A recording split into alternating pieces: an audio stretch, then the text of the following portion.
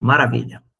Senhor, obrigado por cada vida que o Senhor trouxe, obrigado pelas vidas que o Senhor vai trazer, obrigado por aqueles que vão assistir depois, obrigado por essa oportunidade de estarmos aqui reunidos como família tua.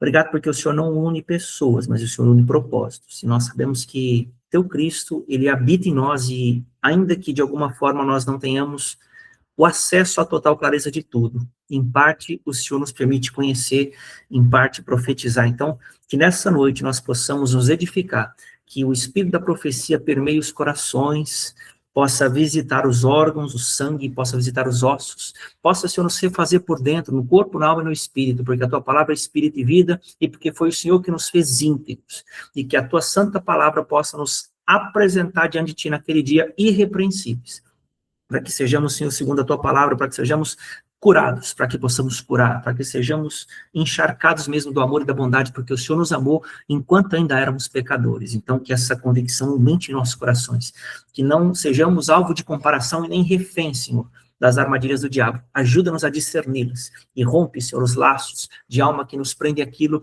que não nos pertence. Ajuda-nos, Senhor, nessa noite, fala conosco, que receba desde já toda a honra e toda a glória, porque tua é a verdade, a palavra de vida eterna e o poder, em nome de Jesus. Amém. Amém. Gente, uma pergunta rápida para vocês aqui, a Júlia eu já sei, né, mas eu vou perguntar mais para vocês dois.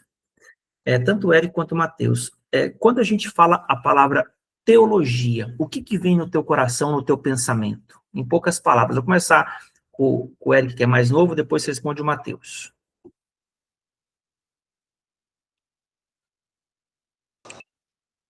Teologia eu entendo como um estudo, né, da Bíblia.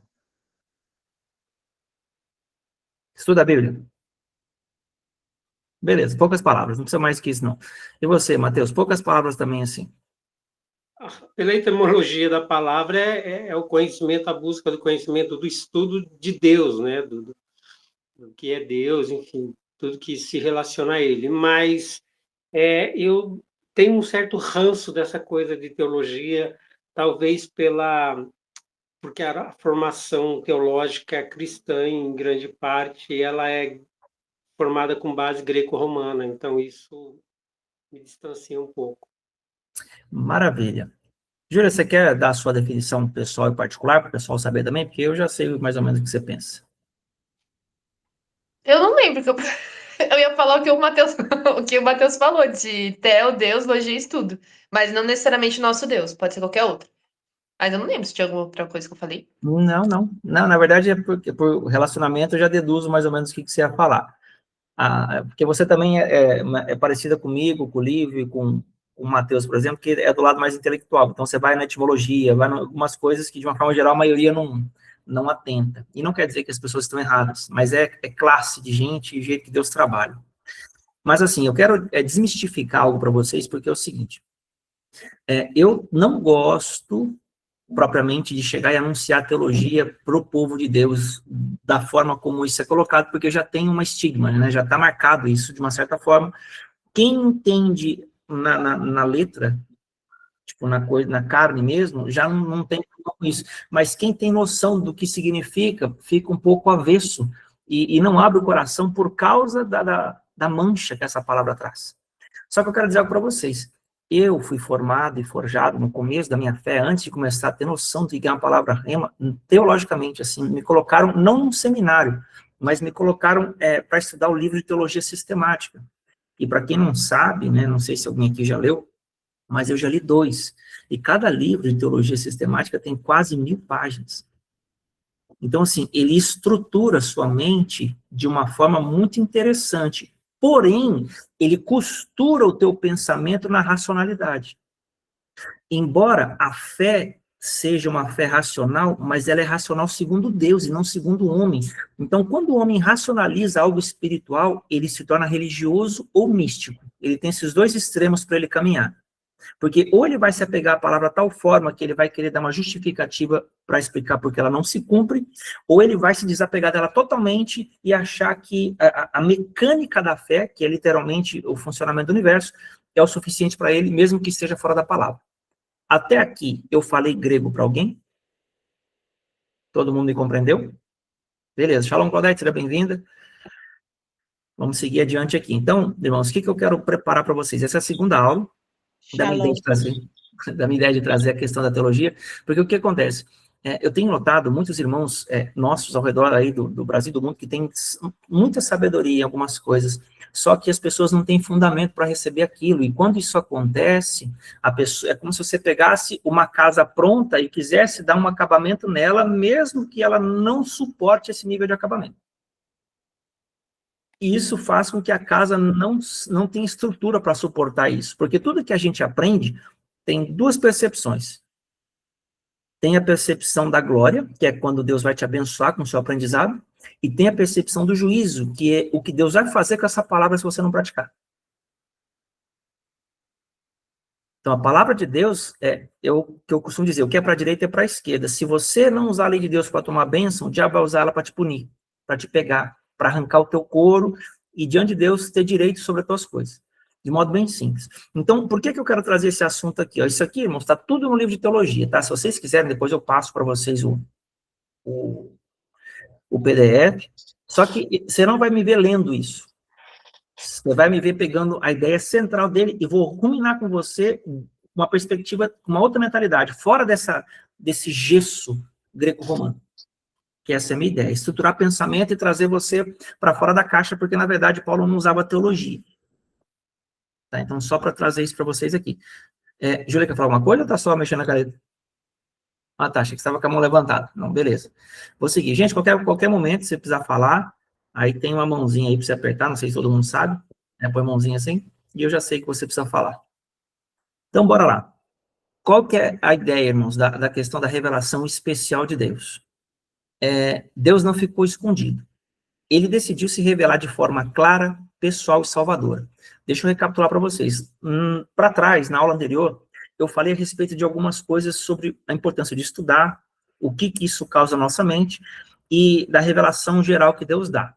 O que é a revelação geral? Tudo que existe na Terra comunica algo de Deus. Se você for olhar, desde a beleza das flores, até a inteligência do ser humano, ou como um bebê é gerado dentro do ventre, tudo isso mostra o nível do conhecimento de Deus, ainda que não possa defini-lo, mas possa nos dar algum vislumbre de algo. Na revelação especial, aqui é quando Deus decide se revelar em forma humana. Quando Deus mostra como é para nós a conduta de homem que um homem deveria ter desde o princípio. Então, quando você olha aqui que ele decidiu se revelar, você lê, por exemplo, João capítulo 1, verso 14, fala assim, e o verbo se fez carne e habitou entre nós, cheio de graça e de verdade. Vimos a sua glória, glória do Filho, né? Glória como do unigênito do Pai, diz lá o texto. Por que eu estou citando isso para vocês? Porque, na verdade, tudo que Deus profetizou no Antigo Testamento, tudo que Deus falou que seria feito e que seria, de alguma forma, preparado uma redenção ao homem, vem dentro de um pacote humano, né, uma embalagem chamada Jesus, portando o libertador dentro. Porque o Jesus, irmãos, é muito importante ficar claro, ele é essa carne, né? A minha carne sem cabelo, por exemplo, em cima, da Júlia cabeluda, do Mateus com a touca ali, isso é o Jesus. Quando você escutar falar de Jesus, está falando desse tabernáculo, está falando dessa parte externa e visível e tocável. Agora, a parte interna dele é o Cristo, é o Mashiach, que fala do poder de Deus, do unigênito que existiu desde a criação do mundo. Então, esse interno é aquele que tem o poder de nos resgatar e de nos remir, e que trabalha por meio do visível, chamado Jesus. Ponto. Alguma dúvida até aqui? Não. Maravilha. Então, vamos seguir aqui, ó. Ele decidiu se revelar de forma clara, pessoal e salvadora. Deixa eu pegar minha Bíblia aqui, que eu quero ler um verso para vocês. Ainda em João capítulo 1, tá? Se você quiser abrir, você pode abrir comigo, senão você só acompanha o que eu vou ler, que não tem problema. João capítulo 1, o texto vai dizer assim, eu só quero confirmar o verso. Ó, no versículo 15, o texto diz assim, João testemunha a respeito dele, e exclama, este é de quem eu disse, o que vem depois de mim, contudo, tem a primazia porquanto já existia antes de mim. João falando, hein? E olha que João era primo de Jesus, nasceu antes dele. Então ele já dizia que esse que viria já existia antes dele. Interessante, né? O primo que nasce primeiro diz que o cara que vem depois dele nasceu antes. Meio, se você for racionalizar, não faz muito sentido. Mas ele está falando aqui da eternidade do Messias, e não do nascimento do Jesus, que nasceu 6 meses depois de João Batista.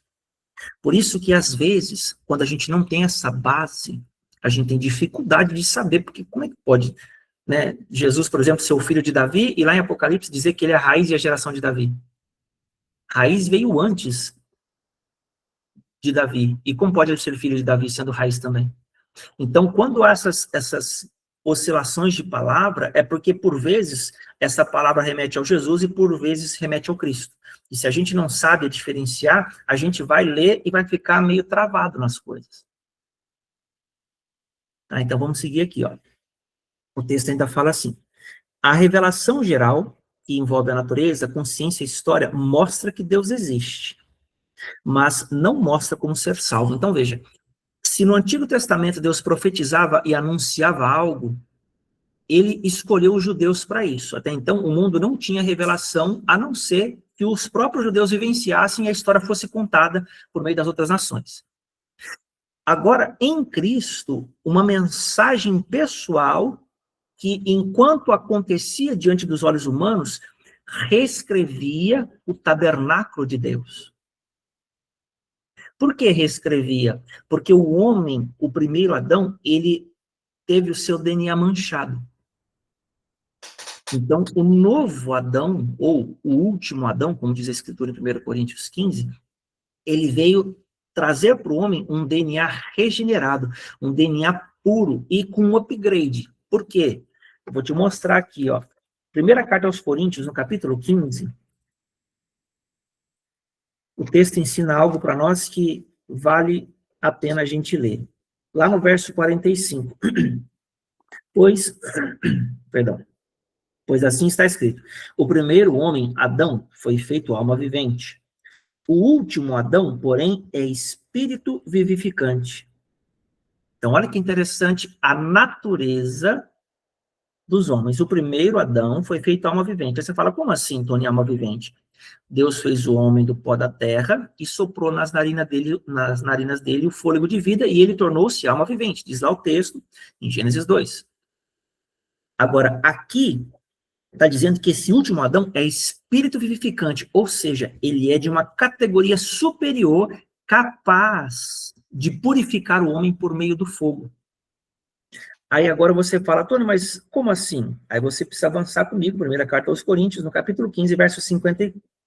Olha para você entender como acontece a natureza de espírito vivificante funcionando em nós. Ela funciona assim, ó. 1 Coríntios 15, 51. Eis que vos digo um mistério.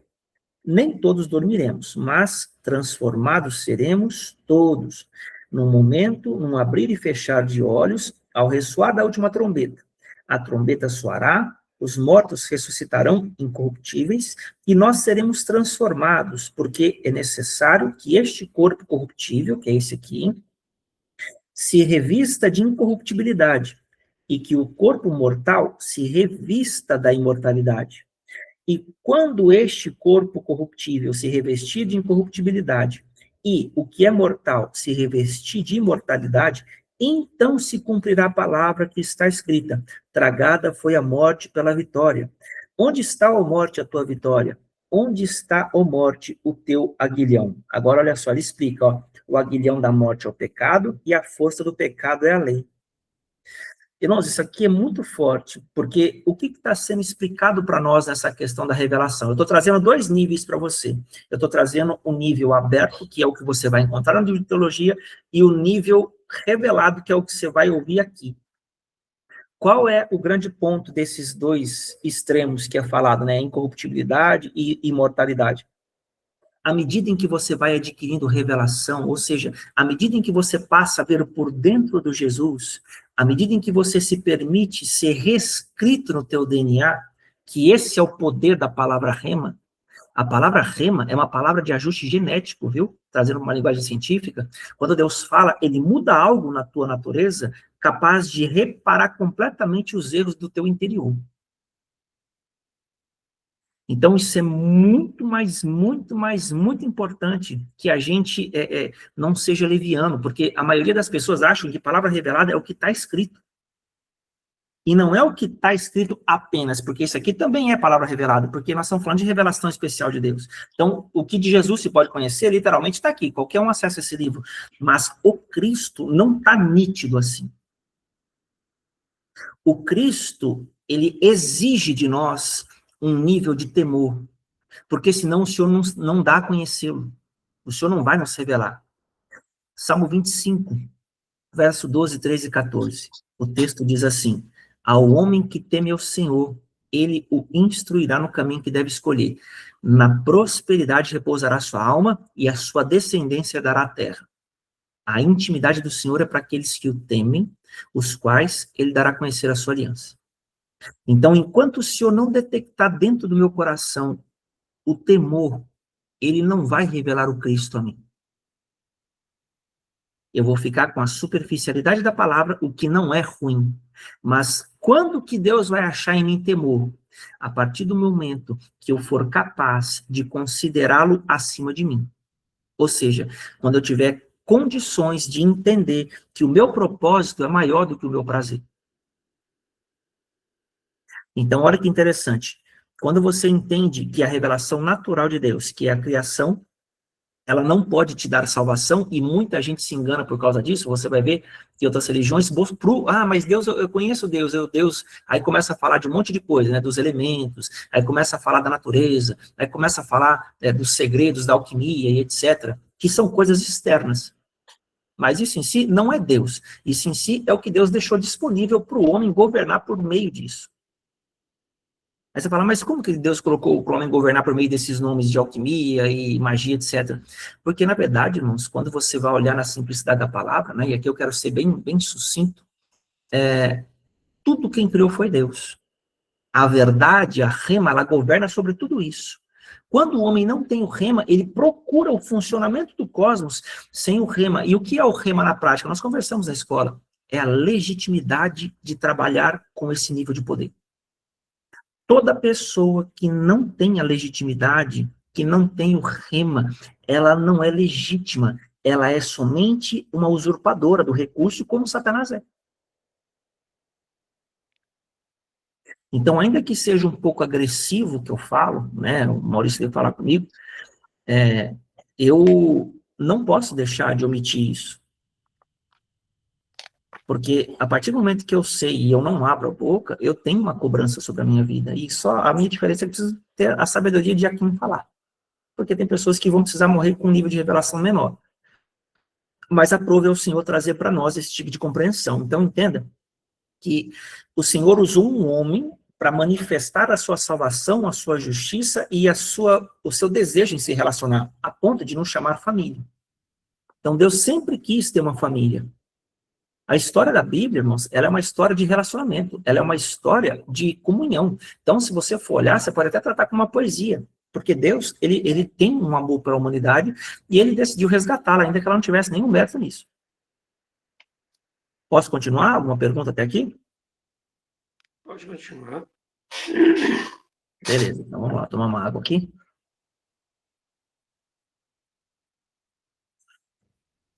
A revelação especial de Deus é quando Deus se manifesta de forma direta. E tem aqui alguns objetivos. Deus quer ser reconhecido, na verdade conhecido, né? Deus quer restaurar relacionamento e ele quer conduzir a redenção. Então, olha que coisa interessante. Se Deus não se fizer conhecido para você, você jamais vai achar que tem saída para a tua vida. Se o Senhor não restaurar o relacionamento com você, você jamais vai entender que existe algo maior para você. E se o Senhor não te mostrar que você precisa se arrepender, você vai chegar no final da tua vida e vai ser condenado sem saber o porquê. Então, veja, por que que Cristo foi exposto como crucificado, né, com os braços abertos e tudo mais? Porque Deus tinha que tornar pública a sua justiça. Então, o salário do pecado é a morte. Então, todo homem que peca, né, toda alma que peca, essa morrerá. Mas o fato é que Jesus não pecou. Então, como é que pode ser justo a crucificação de um homem puro, de um homem justo? Quem me diz aí? Por que foi justo isso diante de Deus? Diga aí. É justo porque era o próprio, esse era o propósito dele, o propósito do resgate, né, como o segundo Adão, de resgatar, de restaurar toda a criação que caiu, né, que entrou em queda, então essa restauração. Então, para isso, era exigido um sacrifício, né? Um sacrifício de sangue. Então, mesmo ele sendo inocente, porque assim, eu entendo que todo sacrifício, quando sacrificava cordeiros, o cordeiro ele é um filhote, né? A ovelha seria a fêmea adulta, o carneiro o macho, e o cordeiro é o filhote. Então, era sempre o filhote era requerido para sacrifício, né? E então eu vejo que essa questão do sacrifício, da justiça de Deus nesse sentido, né? Que só poderia se resgatar tudo através de um sangue de um justo, de um inocente. Sim, é legal você pontuar isso, porque o que acontece? Chega sempre naquela coisa que eu digo sempre, né? O que é para a direita e para a esquerda. Se Deus dá vida por meio da sua palavra, e a vida vem por meio da justiça, o que seria o lado esquerdo aqui? É a morte por causa da injustiça. Se vida é por causa da justiça, morte é por causa da injustiça. Então, veja, quando você vai olhar, por exemplo, segunda carta aos Coríntios, no capítulo 5, lá no verso 21, a palavra fala assim: aquele que não conheceu o pecado, ele o fez pecado por nós, para que nele nós fôssemos feitos a justiça de Deus. Então, veja, foi necessário um trabalhar especial de Deus, fazendo o justo injusto, para que o injusto tornasse justo. Então, Deus ele fez uma troca naquela cruz. Então, ele puniu uma peça e gerou uma outra por meio da pressão. E nisso nós recebemos justiça. Agora, de nós não somos justos, nós somos justificados. Por quê? Porque recebemos a justiça de alguém. Só que depois disso, a palavra diz que nós nos tornamos justos. Então, eu por mim mesmo não tenho justiça. Mas quando pratico a justiça, eu assumo a justiça de outro. E nesse sentido, Deus me habilita a viver, a ter vida interna. O objetivo de Deus é me dar vida interna. Então, por isso, ele quer me conduzir à redenção. Porque no Antigo Testamento, na revelação geral, o homem não podia acessar a vida interna. Ele só aprendia as coisas e praticava para que fosse abençoado externamente. Em Cristo, Deus pegou e nessa troca, ele inseriu a lei dele dentro do homem. O que não era possível, ele reinverteu as coisas e colocou agora por dentro. Então, agora o homem pode ser reescrito por dentro na sua mente, no seu coração, porque ele recebeu um DNA justo. Agora, abre aspas, se ele nasceu de novo.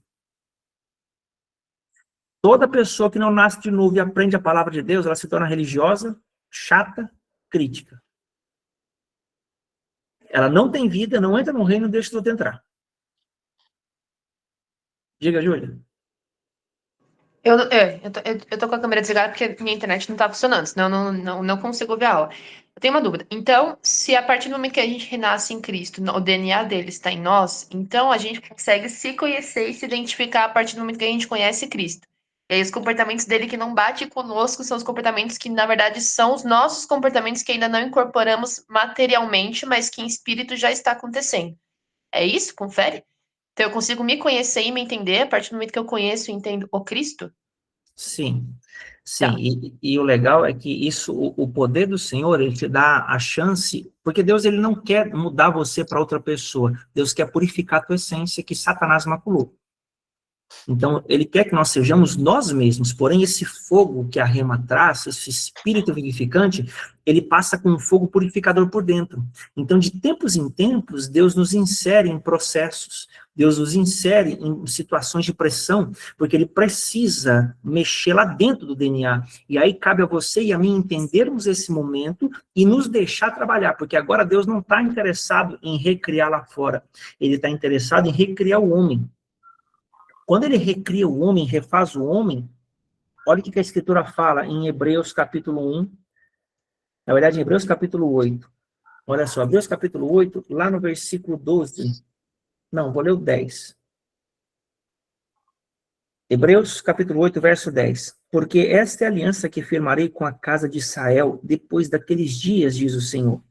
Na sua mente imprimirei as minhas leis, também sobre o seu coração as inscreverei. Eu serei o seu Deus e eles serão o meu povo. Então, qual que é a ideia de Deus? É me configurar por dentro para que ele me seja por Deus e eu lhe seja por povo. Então, olha que interessante. Se eu for puxar isso para a esquerda agora, significa que tudo aquilo que está em mim e é confrontado pela palavra está revelando uma outra divindade que me rege. Conseguem compreender o que eu estou falando? Ou preciso repetir? Eric, tá beleza? Então tá. Então veja, por isso que é interessante, irmãos, vocês gravarem essa lei, o que é para a direita e para a esquerda. Tudo que vocês lerem, procura jogar para o outro lado, que você vai entender o parâmetro das coisas. Porque se não estiver servindo aqui, está servindo lá. Não tem centrão, que nem tem no nosso governo. Né? Tem a direita e tem a esquerda, mas o centrão não tem. Então, ou você está com Deus, ou você está com o diabo pela metade, mas está inteiro, ou você está consciente que está com o diabo.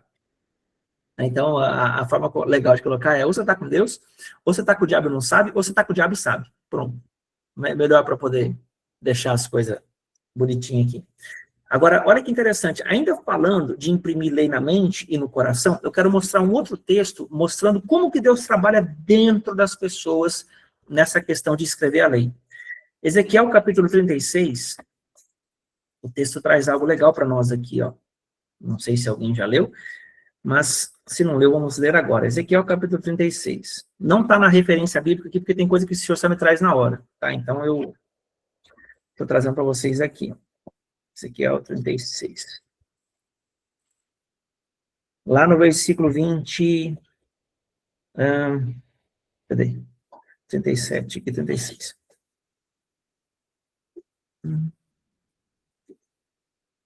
Lá no versículo 22. Ezequiel 36, 22. Dize, portanto, a casa de Israel: assim diz o Senhor Deus, não é por amor de vós que eu faço isto, ó casa de Israel, mas pelo meu santo nome que profanastes entre as nações para onde fostes. Então, olha que coisa interessante. Esse Deus hedonista, ou melhor, esse Deus que, eu vou usar uma palavra mais fácil, esse Deus que só pensa na humanidade, no bem dela, que as pessoas geralmente pregam, não, Deus quer a sua vitória, Deus quer isso, Deus quer aquilo. Isso é parte da verdade. Só que existe uma verdade que complementa essa verdade, que envolve Deus amando a si mesmo antes de amar o homem, porque o amor que Deus tem é amor ao próximo como a ti mesmo. Então, Deus se ama e ama você. Deus não ama você acima dele. Então, esse parâmetro é o que Deus quer trazer nessa conversa. Então, olha só, eu vou ler tudo, vai ficar mais claro. Ezequiel 36, 22. Dize, portanto, a casa de Israel: assim diz o Senhor Deus, não é por amor de vós que eu faço isto, a casa de Israel, mas pelo meu santo nome que profanastes entre as nações por onde fostes. Vindicarei a santidade do meu grande nome, que foi profanado entre as nações, o qual profanastes no meio delas. As nações saberão que eu sou o Senhor Deus, quando eu vindicar a minha santidade perante elas. Agora, olha o que Deus vai fazer, verso 24. Tomar-vos-ei, olha só, a primeira pessoa, entre as nações e vos congregarei de todos os países e vos trarei para a vossa terra. Então aspergirei água pura sobre vós e ficareis purificados. De todas as vossas imundícias e de todos os vossos ídolos os purificarei. Dar-vos-ei coração novo e porém dentro de vós espírito novo. Tirarei de vós o coração de pedra e vos darei o coração de carne. Porém dentro de vós o meu espírito e farei com que andeis nos meus estatutos e guardeis os meus juízos e os observeis. Habitareis na terra que eu dei a vossos pais. Vós sereis o meu povo e eu serei o vosso Deus. Então olha que coisa tremenda. Deus está contando o processo que acontece lá em Hebreus capítulo 8, verso 10. Exatamente, tirar o coração peludo. Tem irmãos que têm coração peludo. Vocês viram lá, né? Maurício falando, eu rachei de rir. Eu também peguei essa palavra para mim. Tem irmã que tem coração peludo, né? Tudo quer arrancar o couro, quer dar porrada, quer, né? virar no giraia lá. Então, um coração peludo, isso é feio. Passar, vamos depilar esse coração aí, que tá muito feio. Então, aqui, irmãos, trazendo, né, brincadeiras à parte aqui, aqui está a descrição do processo. Então, quando você entende a forma como Deus trabalha, você vê que não se trata somente do que você sabe, tem que ter um efeito interno. E se você for olhar Ezequiel, Deus está falando como funciona o processo. Então, olha lá, o 23. Vindicarei a minha santidade, ou seja, Deus vai fazer com que aquele povo seja separado de fato, como ele disse que seria. Então, ele está falando que ele vai fazer isso acontecer. E como ele faz isso? Verso 24. Tomar-vos entre as nações, e vos congregarei de todos os países, e vos trarei para a vossa terra. Então, aspergirei água pura. O que é isso? Palavra revelada, viu? Sobre vós e ficareis purificados. De todas as vossas imundícias e de todos os vossos ídolos os purificarei. Então, olha que interessante. O que em mim rebate a palavra são as evidências dos ídolos que eu carrego dentro de mim e não sei. Que é o que eu estou falando em Hebreus capítulo 8. Então, Deus está falando que Deus vai vir e vai limpar a gente disso. E é Ele que vai fazer. Aí a palavra ainda fala, 25. Então, aspergirei água pura sobre vós, ficareis purificados, tá? Já li esse, verso 26. Dar-vos-ei coração novo e porei dentro de vós espírito novo. O que é isso? Nova natureza, você vai nascer de novo. Verso 27. Porei dentro de vós o meu espírito e fareis com que andeis nos meus estatutos e guardeis os meus juízos e os observeis. Então, a única forma de você andar nessa posição é recebendo a nova natureza, e essa nova natureza se desenvolvendo em você por meio da tua obediência sacrificial. O que é isso?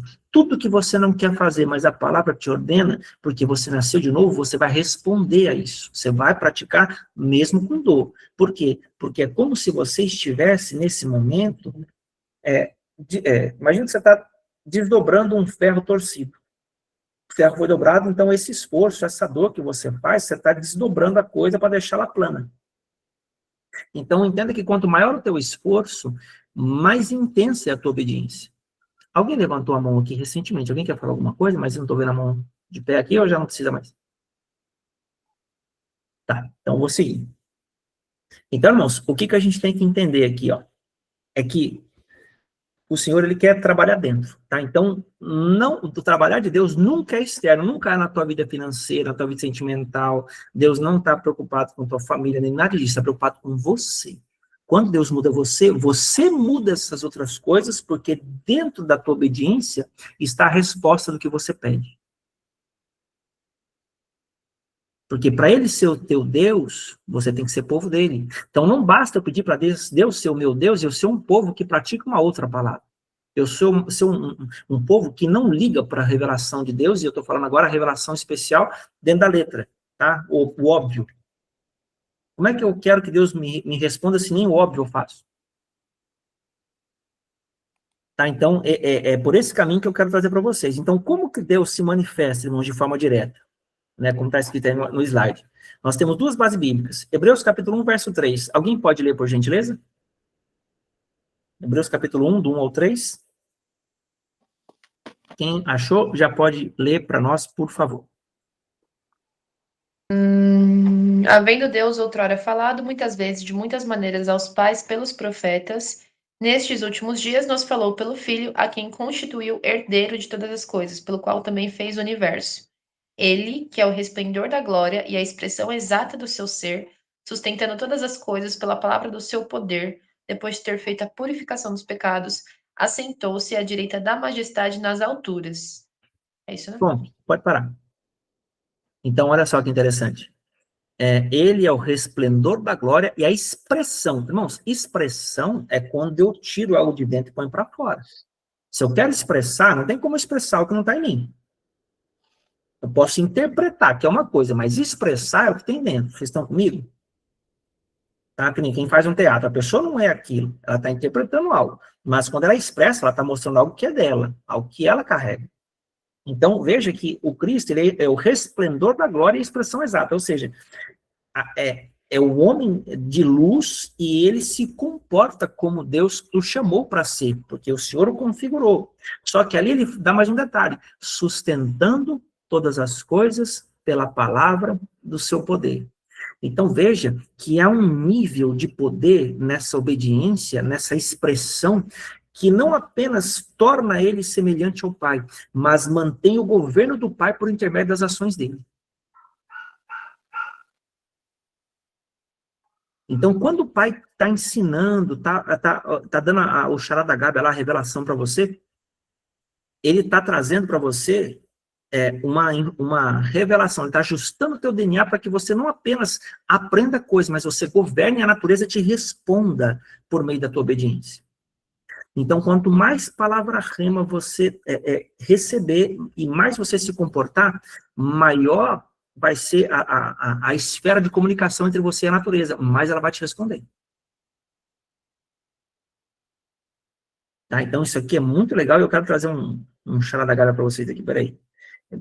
Quero ler o verso 3, ó. A palavra diz aqui assim, deixa eu ler no hebraico aqui. Ó, pra você ver, ó. Ele é o resplendor da glória, a expressão exata do seu ser, sustentando todas as coisas pela palavra do seu poder. A palavra grega aqui é rema. Então não adianta eu saber a lei, saber como é que funciona, qual que é o princípio e mexer naquilo. Porque se eu mexo naquilo, aquilo não tem sustentação. Lembra? Sustentando todas as coisas pela palavra do seu poder.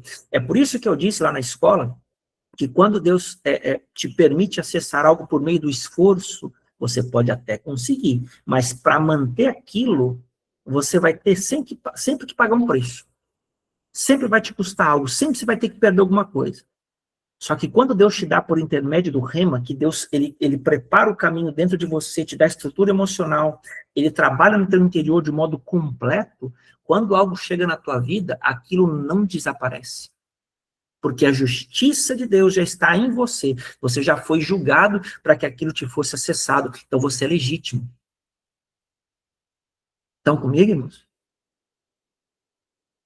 Se eu estiver falando grego, ó, irmãozinho, pastor, fala português. Eu procurei colocar o slide bem simples, porque tem uma irmã aqui que está me ajudando muito na simplicidade. Né? E mesmo assim, ainda falha, né, Júlio? Então, de vez em quando, nós quero colocar, né, um pedacinho de bolo, aí parece que eu pego o bolo inteiro e quero colocar na boca da pessoa, e eu não tenho noção disso às vezes, então a Júlia está me dando esses ajustinhos aí. Agora, olha só, por que a revelação especial foi necessária? Então, olha o ser humano, irmãos, o que aconteceu com ele? Ele caiu em pecado, ele perdeu a comunhão com Deus, ele passou a interpretar tudo de forma distorcida, e a revelação geral não foi suficiente para salvá-lo. Por isso que no Antigo Testamento, irmãos, a única forma de salvação, os judeus eram salvos. Alguém sabe como? Deixa eu perguntar aqui antes de responder. Como os judeus eram salvos se Jesus não tinha vindo? Quem me diz aí? A Bíblia é atemporal, então os profetas anunciavam a vinda de Cristo. Se você cria nisso, você por si só já era salvo. Porque na Bíblia não tem essa, ele morreu desde o princípio, tá escrito lá. Atemporal é a palavra mais difícil de você achar na boca das pessoas, e é exatamente isso. Sem tirar nem pôr. A palavra de Deus, irmãos, ela é atemporal. Ela não é para hoje, nem foi para ontem, nem será para amanhã. Ela é por todo, a qualquer momento. Então, é engraçado, né, que nessa palavra que a Júlia trouxe, entenda que as coisas que Deus diz, elas já aconteceram, elas acontecem e elas tornarão a acontecer, e isso não compromete tudo. Tanto que, quem é o nosso Deus? Hebreus capítulo 3, lá no verso 7. O Senhor Jesus é o mesmo ontem, hoje e o será eternamente. Então, quando você entende que ele é isso, aí você compreende que as coisas, elas são cíclicas, como eu deixei a pergunta lá no History. A história, ela é cíclica, ela é linear, ou alguém não sabe? Alguns disseram que não sabia, outros disseram que era linear, porque o pensamento grego é assim, de uma forma geral, mas a questão do ciclo é o que a Bíblia traduz. Deus começou criando céus e terra, terminará criando novos céus e nova terra. E por que Deus quer trabalhar no homem? Porque o homem é o fundamento do cosmos. Você vê que Deus criou todas as coisas e soprou o fundamento em Adão. Só que agora Deus está refazendo o homem para trazer a nova criação. Então Deus está mexendo onde ele colocou a base para depois colocar a criação em ordem novamente. Por isso que céus e terra passarão e as minhas palavras não passarão. Então, vamos ler aqui, ó, Romanos capítulo 1, lá no verso 18 até o 21, para a gente entender essa parte aí. O que o homem fez? Qual foi a feiura do homem aí? Romanos capítulo 1, lá no versículo 18. Alguém quer ler para nós?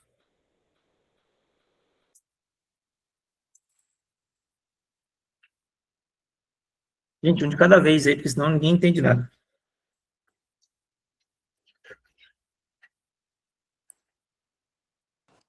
Romanos 1,18. Portanto, a ira de Deus é revelada dos céus contra toda impiedade e injustiça dos homens, que suprimem a verdade pela justiça. Lê até o 21, por favor, Eric. Pois o que de Deus se pode conhecer é manifesto entre eles, porque Deus lhe manifestou. Pois desde a criação do mundo, os atributos invisíveis de Deus, seu eterno poder e sua natureza divina têm sido vistos claramente, sendo compreendidos por meio das coisas criadas, de forma que tais homens são indesculpáveis. Pode parar. Tais homens são indesculpáveis. Então, olha só. Por mais que as pessoas não tenham ouvido o evangelho, tudo o que Deus criou julga elas. Ou seja, são indesculpáveis, diz a palavra. Ou seja, ninguém é tido por inocente a partir da revelação da palavra comum, ou seja, da criação. Agora, o que é interessante é que quando Cristo veio, ele fala assim, ó, o príncipe deste mundo já está julgado. João capítulo 16, olha só. Eu vou ler para vocês aqui para cruzar a aula, para não ficar vago o que eu falei. João capítulo 16, Deus vai falar assim, ó, lá no versículo, cadê? Lá no versículo 8, vou ler o 7. Mas eu digo a verdade, convém-vos que eu vá, Jesus falando, porque se eu não for, o Consolador não virá para vós outros, porém, se eu for, eu vou lhe enviarei. Quando ele vier, convencerá o mundo do pecado, da justiça e do juízo. Do pecado, porque não crê em mim. Da justiça, porque eu vou para o Pai, e não me vereis mais. Do juízo, porque o príncipe deste mundo já está julgado. Então, olha só que forte, irmãos, isso aqui. O príncipe deste mundo já está julgado. Quando Jesus julgou esse príncipe, o que ele está dizendo aqui? Ele foi para a cruz. Porque onde é que Jesus venceu a guerra, irmãos? Não foi em cima de um cavalo e destruindo tudo. Ele simplesmente morreu. Ele entregou a vida. Então veja que as batalhas, elas literalmente são internas, porque para que o Cristo possa acessar um nível de vitória, ele precisou perder. Quem quiser vir após mim, negue-se a si mesmo, tome a sua cruz e siga-me. Então, ele literalmente perdeu a vida. Na verdade, ele rendeu o espírito. Então, onde estão as nossas vitórias a ponto de nós despojarmos o inimigo? Nas áreas de morte da nossa alma. Quando eu pego a palavra, eu aplico para julgar o meu ser. Ah, eu não quero perdoar, ah, eu não quero dar dízimo, ah, eu não quero congregar, ah, eu não quero isso, ah, eu não quero obedecer. Quando eu sujeito isso à palavra, eu estou despojando o inimigo. Por que despojando? Porque o inimigo perde a base de crença que ele tinha em mim para poder me manipular, para poder me seduzir e para poder me guiar para o caminho que lhe interessa. Então, entendendo isso, nós podemos condensar aqui o seguinte, olha o verso 21, que o Eric não leu. Porquanto, tendo conhecimento de Deus, não o glorificaram como Deus, nem lhe deram graças, antes se tornaram nulos nos seus próprios raciocínios, obscurecendo-lhes o coração insensato. Então, veja, quanto mais a pessoa procura raciocinar sobre Deus, mais o coração dela endurece. Porque Deus, ele deu uma revelação parcial na natureza, onde você pode conhecer o suficiente para ser indesculpável, mas a partir do momento que o Cristo foi morto, aí ele sentenciou o mundo. A partir de agora, já era. Quem não nascer de novo está fora e vai queimar junto com o mundo no inferno. Compreende o que eu estou falando? Então, bora para mais uma parte aqui. Então, características da revelação especial. Nós já falamos isso aqui, ela é pessoal. Deus não apenas transmite informações, ele se relaciona, né? Eu serei o vosso Deus. Ela é antropológica, porque é adaptada ao ser humano. Então, como que Deus fala conosco? Em linguagem humana, dentro da cultura, dentro da história, e Deus fala com o Pai aos filhos. Isso não é nenhum segredo até aqui. Características da revelação especial. Então, ela é analógica. Vamos colocar isso de outra forma. Nós falamos de Deus usando palavras humanas, mas Deus é maior do que as nossas palavras. Então, entenda que por mais bonito, por mais eloquente, por mais que a gente ajunte coisas, a nossa palavra nunca vai definir o Senhor. E se definir, nós somos Deus sobre ele. Porque a partir do momento que você é capaz de definir algo, aquilo é menor do que você. Isaías capítulo 55, lá no versículo 6, olha que interessante que diz o texto. Irmãos, lembrando que essa é uma aula de fundamentos, tá? Embora eu vou lá no fundo e volto com vocês. Vou no fundo e volto, né? Mas essa é uma aula de fundamentos. Então, entenda que a gente vai e vai voltar, e de vez em quando vai parecer meio superficial, depois nós damos um mergulho de novo. Olha só, Isaías 55, versículo 6. Buscai ao Senhor enquanto se pode achar, invocai enquanto está perto. Deixe o perverso o seu caminho, o iníquo os seus pensamentos. Converta-se ao Senhor, que se compadecerá dele, e volte-se para o nosso Deus, porque é rico em perdoar.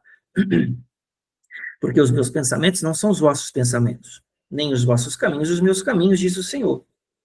Porque assim como os céus são mais altos do que a terra, assim os meus caminhos mais altos do que os vossos caminhos, e os meus pensamentos mais altos do que os vossos pensamentos.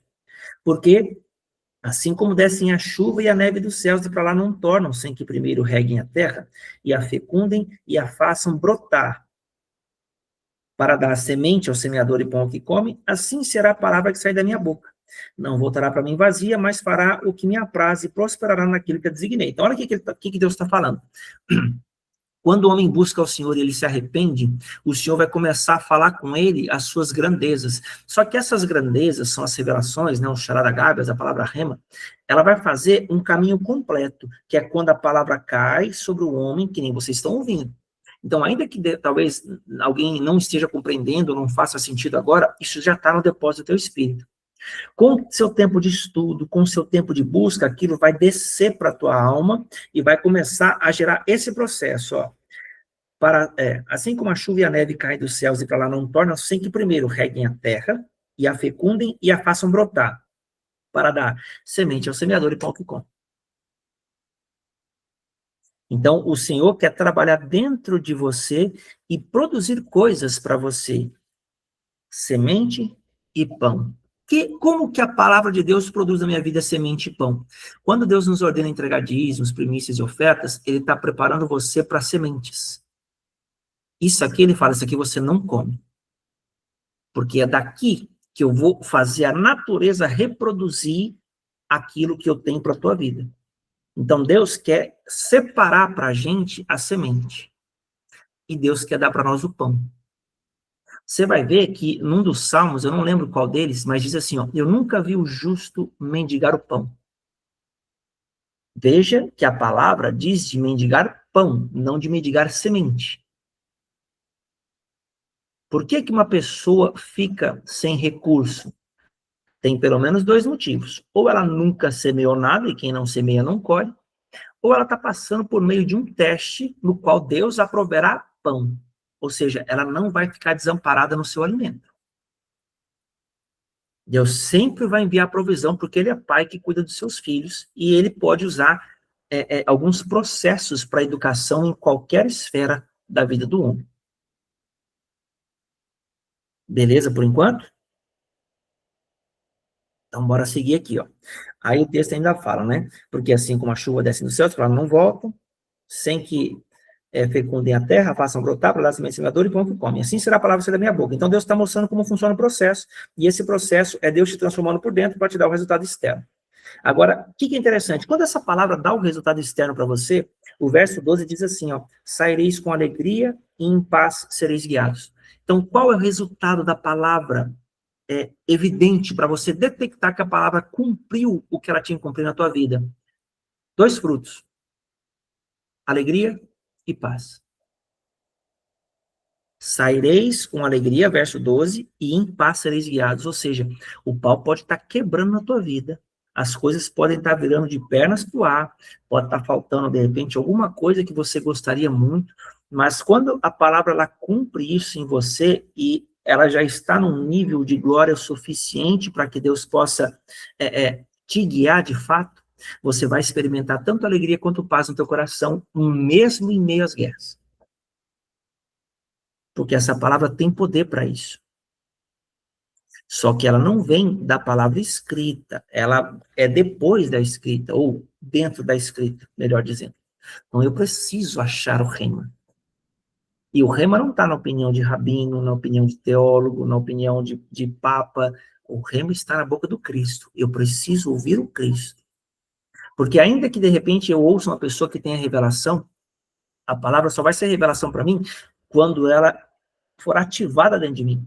Então, quando Deus te dá um puff, te tocar profundamente, você vai saber, porque vai encher teu coração de vida. Sempre que você receber uma revelação, vai encher teu coração de vida. Então, vamos lá, irmãos. Mais um pouquinho aqui. O nosso entendimento, aí no slide, tá? O nosso entendimento é verdadeiro, porém é limitado. Nós lemos Romanos capítulo 1, verso 18. Já falamos sobre isso, que o homem detém a verdade pela injustiça. Então, ele pode perceber algumas coisas, mas a revelação ele nunca vai acessar se ele não nascer de novo e não temer o Senhor. Então, isso aí é difícil para o homem conectar, porque ele faz muitas perguntas e racionaliza a fé. A fé não é racional a nível humano, ela é racional a nível divino. Porque a fé nada mais é do que o jeito que Deus pensa na tua mente. É você pensando como Deus. Ponto. Então, já dei os textos para vocês. Vamos para o próximo texto. Avançando aqui, ó. Formas da revelação especial. Então, como que Deus costuma se mostrar para as pessoas, irmãos? Fatos históricos. Nós temos o êxodo, a cruz e a ressurreição, por exemplo, que são marcos. Deus se revela agindo na história. Tem o Salmo 78. A gente não vai ler agora, mas se você quiser pesquisar depois você pode abrir. Nós temos a palavra falada de Deus, no meio dos profetas, você vai ler diversas vezes, assim diz o Senhor, assim diz o Senhor. Aí talvez você pergunte, mas Tony, tudo não é a palavra de Deus? Por que agora está falando dessa forma, assim diz o Senhor? Porque é um recado específico a uma pessoa em algum momento. Então, de uma forma geral, a Bíblia, ela é um livro histórico e espiritual. Tá? Ela é tão histórico quanto é espiritual. Porém, quando Deus quer direcionar a palavra a alguém especificamente, é realçado, assim diz o Senhor. Aí já deixou de ser uma história. Aí tem a ver mais diretamente com algo específico a alguém e que se aplica a nós como instrução. Porque o macro, irmãos, eu vou ensinar o princípio geral para vocês. Entenda que tudo que é já foi, Eclesiastes 3,15, tudo que há de ser também já foi, e Deus pedirá contas do que se passou. A mesma palavra que deu socorro, amparo, juízo a algum rei de Israel, alguma pessoa na Escritura, quando você viver uma situação semelhante, ela vai executar a mesma coisa na tua vida. Porque Salomão definiu o quê? Não há nada novo debaixo do sol. O que aconteceu, tornará a acontecer. Então, quando você entende isso, né, eu gosto de trabalhar nesses dois níveis, tem o óbvio e tem o profundo. Por isso precisamos conhecer a história. Então Deus se revela nisso. E temos a revelação máxima, que é o Jesus Cristo. Pode falar, Claudete.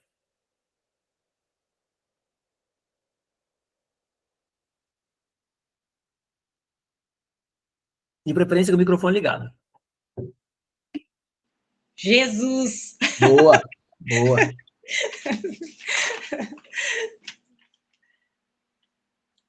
Você falou que nós não somos justos, mas fomos justificados, correto? Perfeito. Tá, agora você me explica. Nós somos justos só através da justiça de Cristo, não é? Porque assim, agora em Salmos você falou, nunca vi um justo mendigar o pão. E tem outras passagens também que falam que nós somos justos. Como que você explica isso? Então, eu acho que eu comentei, talvez você estava anotando, você não pegou.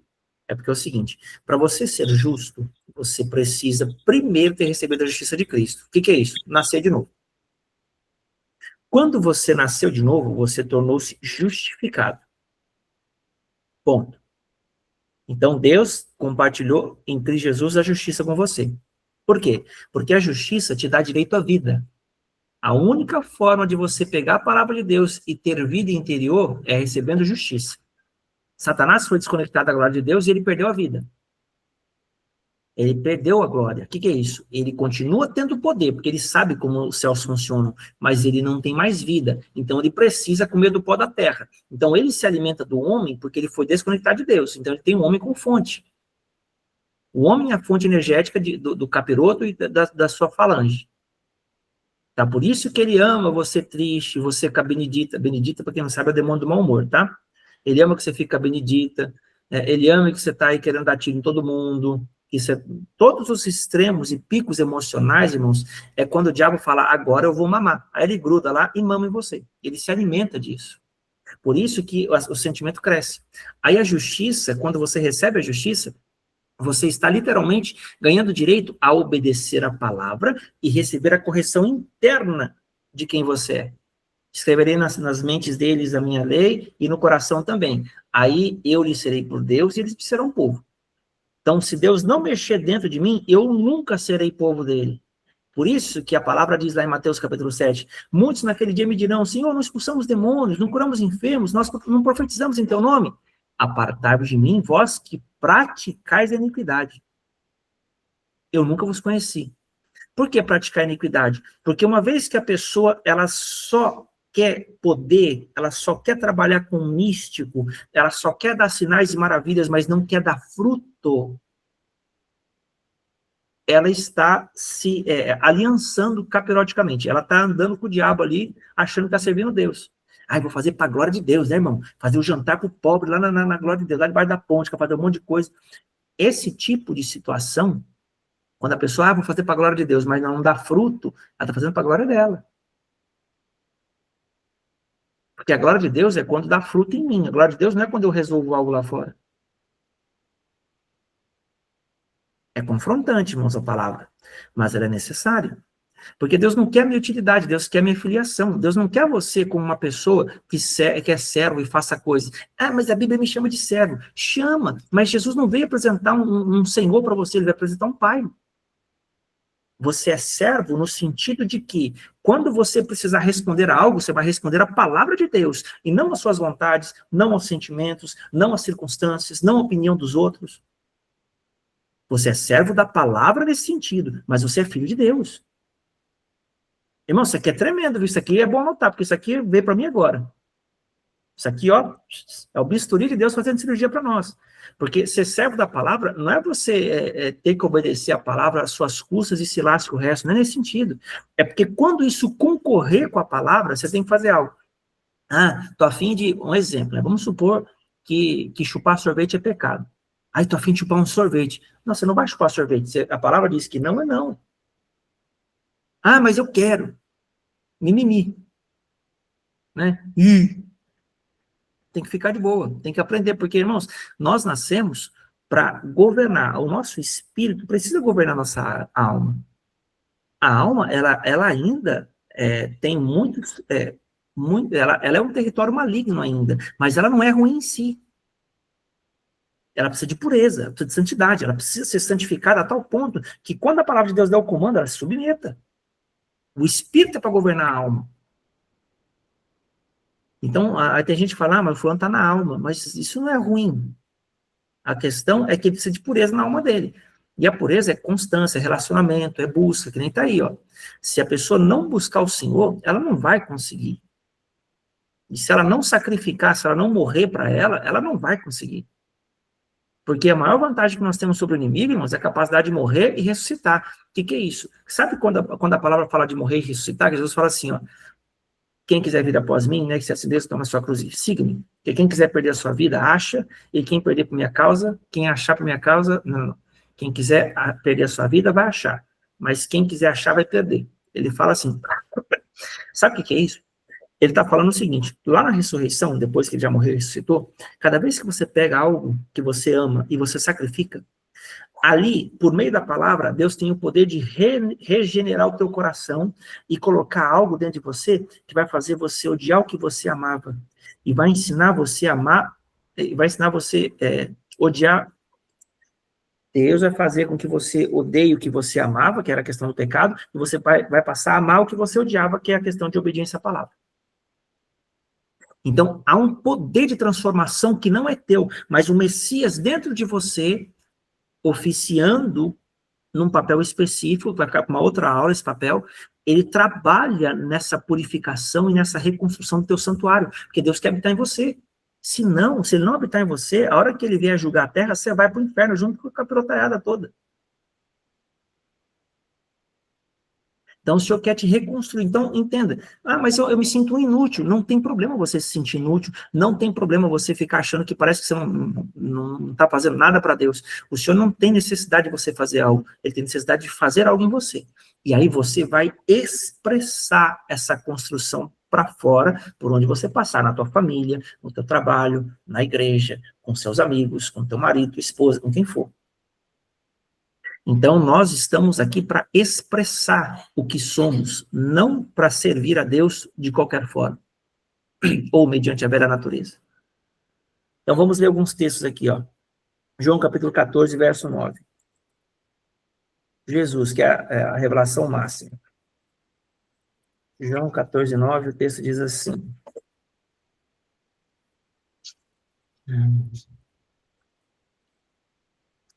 Disse-lhe Jesus: Filipe, há tanto tempo estou convosco e não me tens conhecido? Quem me vê a mim, vê o Pai. Como dizeis, mostra-nos o Pai? Então, veja, quem Jesus veio mostrar? O Pai. Então, Israel já tinha ouvido falar de Deus como Pai, mas não tinha revelação disso, mas Jesus veio mostrá-lo. É o Pai. A primeira oração é o Pai Nosso. Então, a primeira coisa que Deus quer pôr de convicção no teu coração é que você é filho, você é filha, você é amado e amada desde antes de você ter consciência de que você faz algo de útil para Deus. Lá naquele lixo de pecado que a gente se encontrava, das coisas erradas que a gente fazia, o amor de Deus já existia por nós e nós já estávamos perdoados. O que nós ainda não tínhamos era a consciência disso. Porque ninguém vai para o inferno por causa de pecado, irmãos. Ninguém vai para o inferno por causa de pecado. Você vai para o inferno porque não aceitou o perdão. Deus já te perdoou. Antes de você pecar. Então você nunca vai pegar Deus de surpresa nos seus erros. Imagina que Deus vai olhar assim pro Eric. Nossa, o Eric fez isso. Agora eu vou ter que riscar do livro da vida. Não, não é assim que funciona, não. Deus não é pego de surpresa. Deus te conhece. Ele sabe quando você quer meter o louco nele. Vou usar um linguajar aqui, né, meio doido. E quando você está aí de boa e você erra sem intenção. Então, vamos lá, mais um texto, ó, Colossenses capítulo 1, verso 15.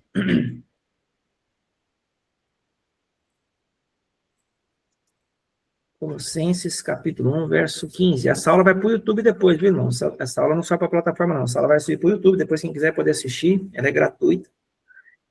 E é uma semente minha para os irmãos aí. Ó, Colossenses 1, 15. Este é a imagem do Deus invisível, primogênito de toda a criação. Ponto. Olha a revelação que Jesus veio trazer. Este é a imagem do Deus invisível, ou seja, ele veio trazer para o natural como é o Deus invisível.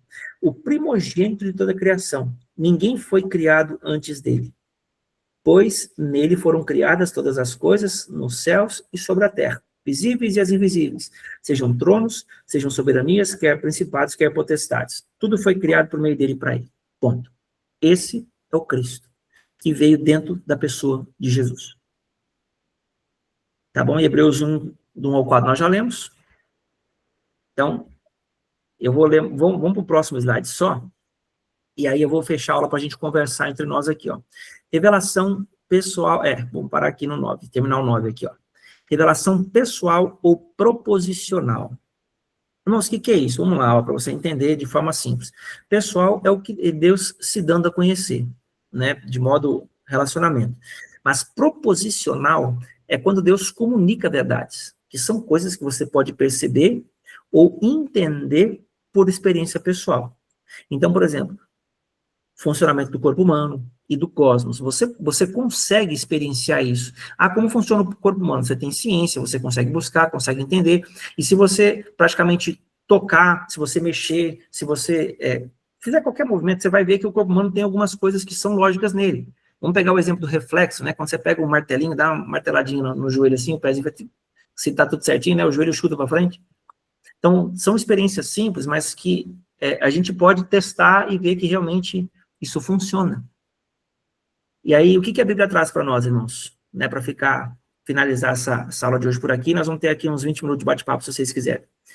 A Bíblia traz relacionamento, verdade e direção. Eu quero ouvir de vocês. Dá um exemplo para mim de relacionamento, um exemplo de quando a Bíblia traz verdade e um exemplo de quando a Bíblia traz direção. Eu quero pedir para o Mateus primeiro. Mateus, você aí com o seu estudo, sua bagagem, dá um exemplo para mim de como ou quando a Bíblia trouxe uma menção ou um texto sobre relacionamento. Pode pensar, não tem problema não. Bom, pegar na Antiga Aliança a própria dinâmica entre Abraão e Deus era uma dinâmica de relacionamento, de conversa como se conversa com um amigo, não havia uma distância. E Abraão, ele foi aquele que trouxe de volta esse relacionamento que até então parecia que se perdeu,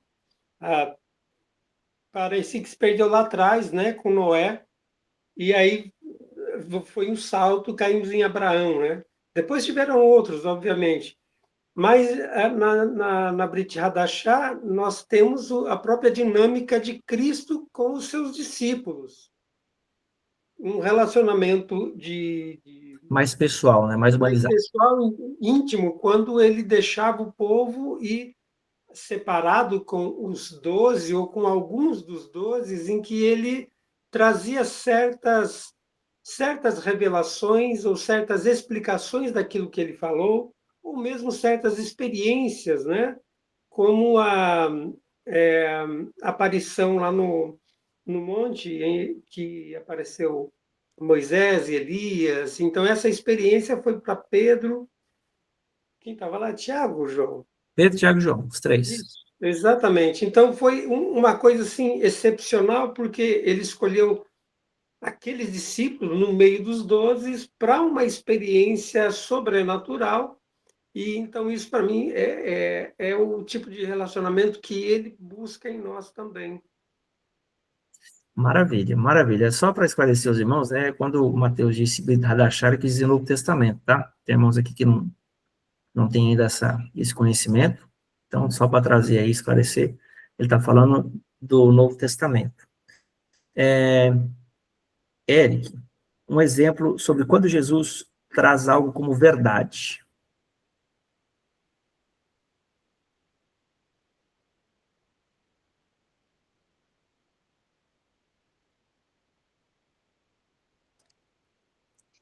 Quando ele traz algo como verdade, Sim.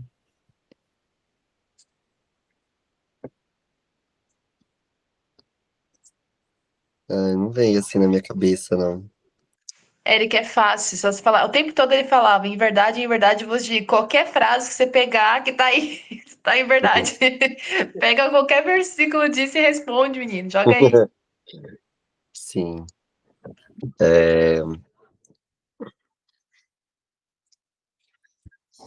Caramba,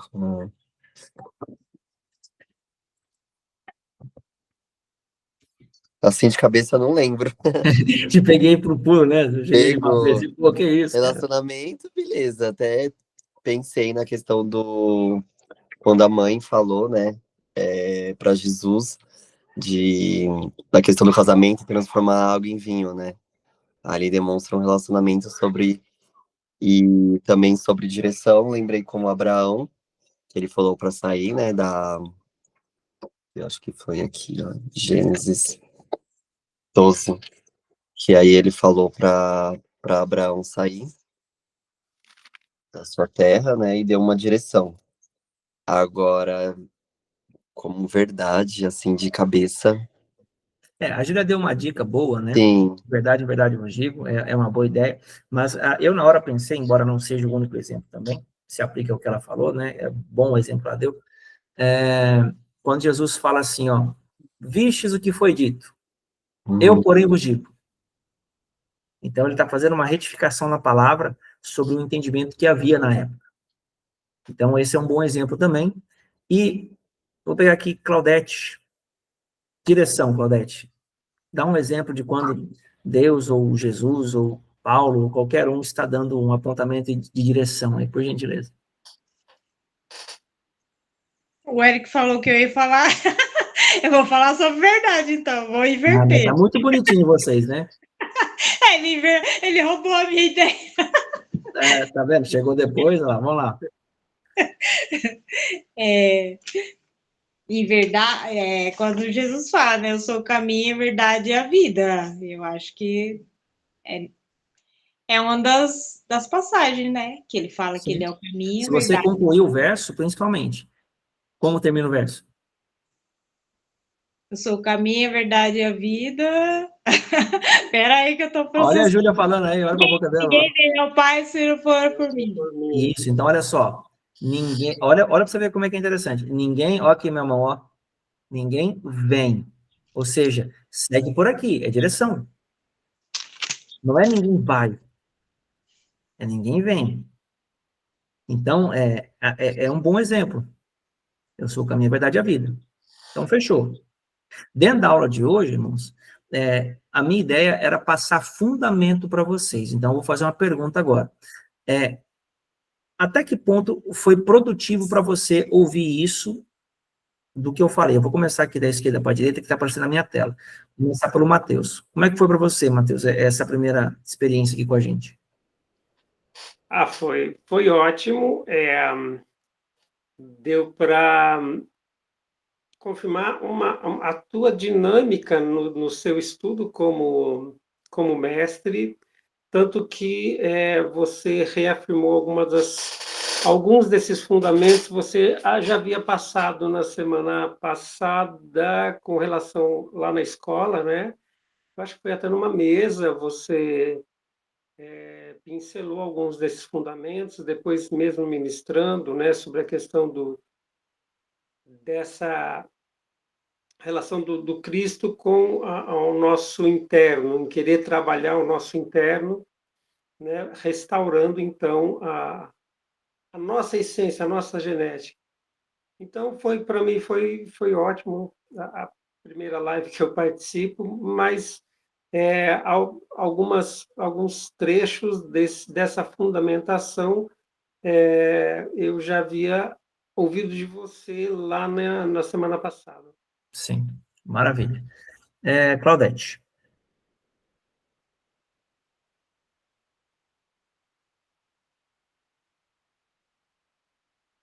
Claudete, você está aí? Agora entendi porque os irmãos fecham a câmera para não ver, ó. Fala aí, Eric. Então, para mim, assim, é muito bom, assim, porque você fundamentou, né, coisas e também trouxe revelações, falou da palavra rema, né, porque às vezes a gente lê a Bíblia e até entende aquilo que foi falado, mas o como ter uma revelação do Senhor, né, aplicar aquilo para algo que é prático, né, eu acho que a palavra rema é isso, é algo, uma palavra daquilo que vem de encontro a você e faz sentido para você naquele momento, daquela forma com que o Senhor fala diretamente com você. Então, às vezes, essa é a minha dificuldade, assim, muitas das vezes. É o como trazer uma palavra e trazer isso com uma palavra rema para mim, sabe? Aquele capítulo, aquele livro que eu li aquele dia e trazer com uma palavra rema para mim naquele momento. Certo. Quer falar uma coisa, Matheus? Sim, é engraçado porque eu gosto muito da palavra menha, ou melta, que está no aramaico, que ele dá um contexto um pouco mais profundo do que rema. porque Rema fala, então, dessa palavra revelada, né? O que seria o logos divino, né? O racional divino, que para nós vem como revelação. Porém, a palavra menra, ou melta, ou davar, no hebraico, né? Ela não é só isso, mas ela também diz que menra, ou melta, ou o próprio davar, ele é o próprio, é o próprio verbo, é o próprio Yeshua, né? Então traz essa pessoalidade do Cristo embutido na concepção da palavra. Era só isso. Tá, joia. E você, Júlia, quer dizer algo? Como é que foi para você essa refundamentação aí, ou fundamentação? Tranquilo. Não foi melhor do que semana passada, retrasada, né? Foi bem melhor. Semana retrasada foi muito. Ai, por que estudar? Meio chato, assim. Hoje foi top. Faz sentido. Sejam bem-vindos, a galera nova aí. Gente, a Claudete não voltou. Agora eu quero aproveitar esses 10 minutos finais aqui. Eu quero fazer uma coisa que o Eric comentou da outra vez, que estava precisando de ajuda para estudar a escritura de uma forma mais consistente. Tá? Quero aproveitar esses 10 minutos para isso. Então, se alguém, eu vou abençoar vocês aqui, se alguém quiser sair, tá liberado para sair. Mas se alguém quiser ficar até o final, nós vamos até umas 9h30, e aí eu vou encerrar para cá, tá? Porque a aula em si já acabou, vou fazer algo mais por causa do Eric, que ele tinha comentado algo na escola, eu falei, não, vou deixar uma margem para poder explicar. Que o Senhor abençoe sua noite, te dê descanso, te dê aí um sono reparador, para que você possa amanhecer cheio de vigor e dar continuidade ao que o Senhor já começou na tua vida, e ser bênção para a vida das pessoas e também dos seus irmãos, em nome de Jesus. Tá? Quem precisar sair, pode sair, tenha liberdade. Vou fazer algo agora pelo Eric. Seguinte, irmãos, existem, eu vou falar primeiro da metodologia grega e depois da metodologia hebraica, para vocês entenderem que isso muda. No grego, nós temos, irmãos, que é praticamente a mesma coisa, tá? Mas é o seguinte, nós temos quatro pontos para a gente estudar. Nós temos o texto, nós temos o contexto. Só que o contexto, irmãos, ele envolve o contexto do capítulo, o contexto do livro. Por exemplo, o amor de Deus. O amor de Deus, no contexto do capítulo 3 de João, quer dizer uma coisa. O amor de Deus, em todo o evangelho de João, ele tem outro sentido. O amor de Deus, em todo o Novo Testamento, ele tem um outro sentido. E o amor de Deus, do Antigo ao Novo, ele tem um outro sentido. Então, entenda que Deus pode falar, pelo menos, em 4 dimensões a respeito do mesmo assunto. Texto, contexto do capítulo, contexto do livro, contexto do testamento e contexto bíblico, que é o completo.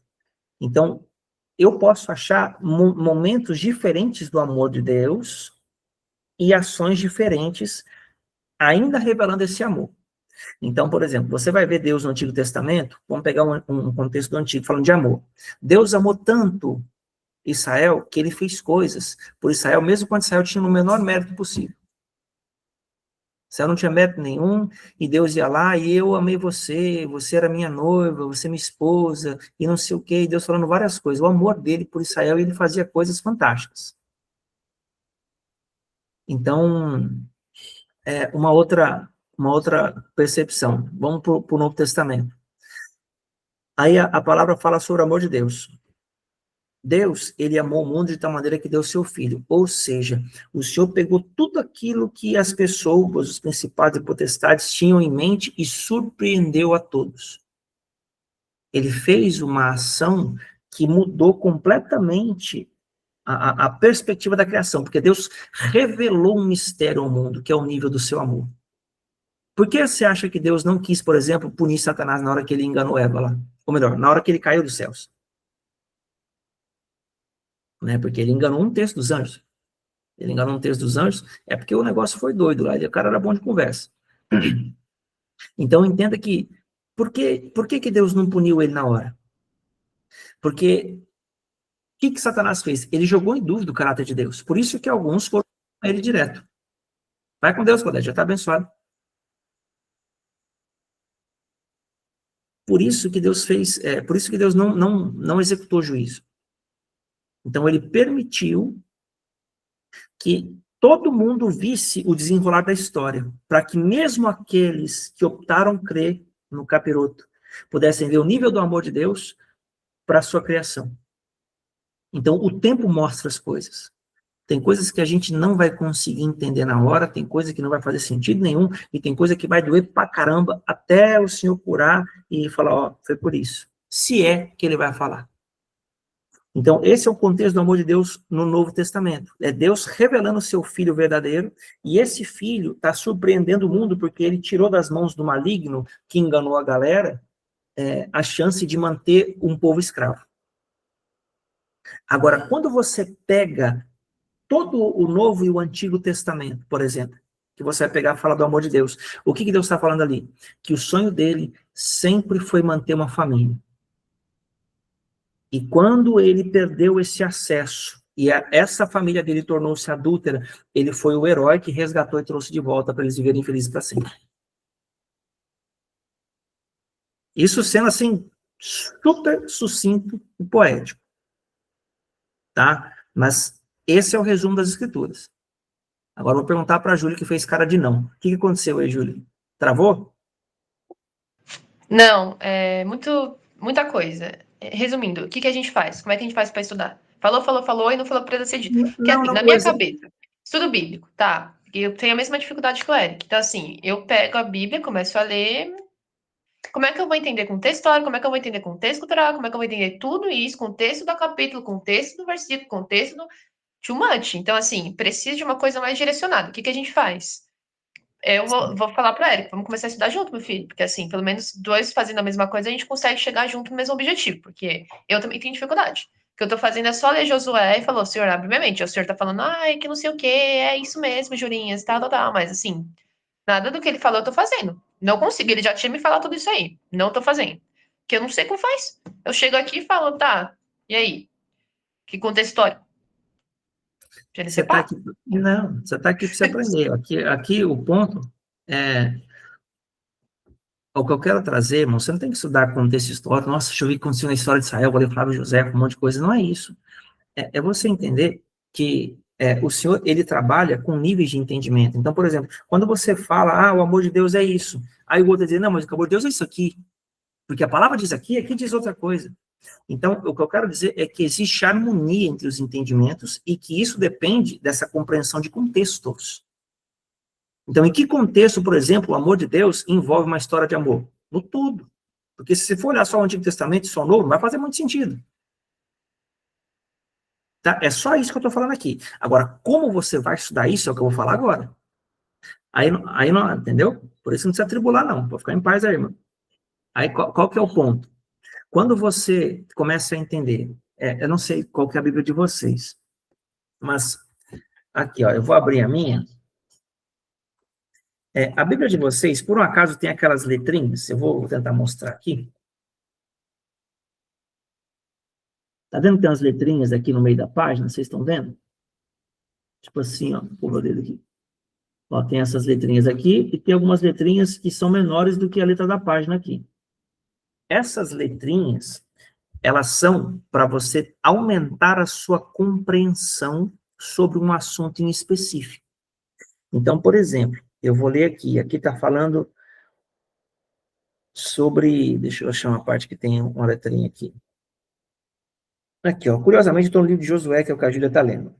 Aí, Josué 3:2. Sucedeu que, ao fim de 3 dias, que os oficiais passaram pelo meio do arraial, ponto. Só diz isso o versículo, ó. Sucedeu que, ao fim de 3 dias, que os oficiais passaram pelo meio do arraial. Na frente da palavra fim de 3 dias, tem a letrinha B. Então, quando eu vou olhar aqui, na parte onde está essas letrinhas, tem Bíblia que é no centro da página, tem Bíblia que é na parte de baixo dela, que é onde está o vernáculo.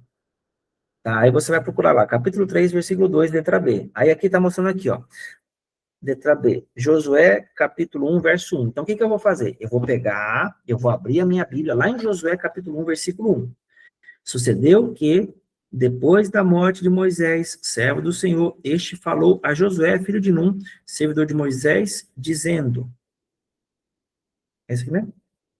3b, fim de 3. Deixa eu ver se é isso mesmo. É 3. 3. Não, tá certo. Josué. Ah, não. Josué é 1. É isso mesmo. Então, assim, você vai pegando, mesmo que na hora não faça muito sentido, você pega se tem mais uma letrinha lá em Josué capítulo 1, verso 1. E aí você vai achar várias menções do mesmo assunto em contextos diferentes. Para que serve isso? Para você ampliar o teu entendimento sobre um assunto específico. Você quer estudar o amor de Deus? Você pega lá todo versículo que fala de amor. E aí você pega lá, Deus amou o mundo de tal maneira. Você vai lá em João 3. Onde que tem a letrinha lá? Deus amou o mundo. Você procura. Vou mostrar para vocês aqui, ó, para ficar mais fácil, um pouco prático. Esse aqui é mais fácil. Ó, João capítulo 3. Deixa eu ver a Bíblia de vocês aí. Deixa eu ver se a Bíblia é. Ah, tá. Ela tem as letrinhas, né? Tem, minha Bíblia é Filamento.